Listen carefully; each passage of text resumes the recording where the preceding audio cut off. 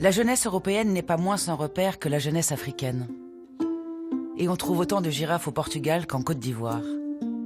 Qu'est-ce que grandir dans un monde qui n'est pas vraiment en peluche?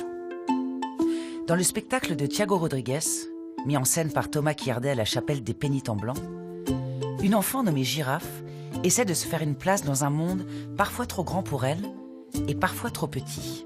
J'aime le théâtre jeune public, je crois à la vertu démocratique du jeune public, je crois que les enfants viennent avec des parents qui ne seraient pas forcément venus au théâtre. On a initié ça il y a maintenant 4 festivals, ça a été un très très grand succès et j'espère que c'est modélisant, c'est-à-dire que le jeune public sortira de sa marginalité, de son petit ghetto, spectacle pour enfants.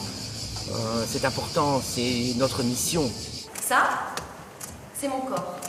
Et c'est un corps géant pour mon âge. Ça, c'est mon esprit. Mon esprit est invisible, mais je vous jure que c'est un esprit géant pour mon âge. Mon âge a 9 ans, 1 mois et 12 jours, à compter du moment où je suis née, incluant les années bissextiles. Je suis, par conséquent, une enfant. C'est un texte qui est que j'aime beaucoup, que j'ai traduit du portugais, donc c'est en traduisant le texte que j'ai commencé à l'apprécier en fait. Le groupe d'ascendants et de descendants qui vit dans une même maison s'intitule Une famille.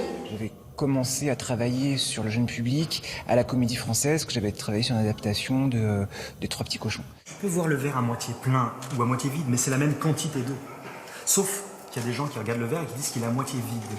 Parce qu'ils sont tristes, parce qu'ils pensent que les choses vont mal se passer. Eux, ce sont les pessimistes.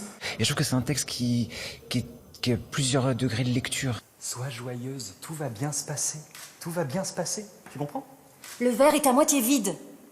Ai-je déclaré à l'homme qui est mon père qui avait arrêté de mériter de l'argent à la fin du mois? Ma fille, ça c'est une manière peu objective de voir les choses. Il parle du deuil, il parle de la crise économique, il parle d'une enfant qui grandit. Mais tu dis ça parce que tu trouves pas de travail. Et par le biais, par le prisme d'une enfant. Et j'aime bien ce regard-là, en fait, cette radicalité qu'a l'enfance sur un sujet épineux, quoi.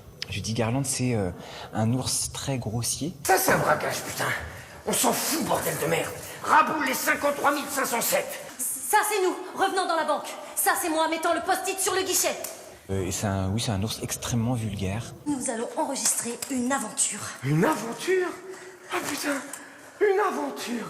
Enfin, putain de merde, une aventure. Moi, je suis venu ici à 19 ans et je m'étais dit, ça serait bien si un jour j'étais dans le festival d'Avignon, dans le IN, faire une pièce. Et 19 ans plus tard, je fais une pièce, je fais une création là. Donc je suis très très touché, quoi, très ému, j'en reviens pas. J'ai tristesse et joie dans la vie des girafes, qui personnellement, je reste pour moi le meilleur documentaire sur les girafes que j'ai jamais vu.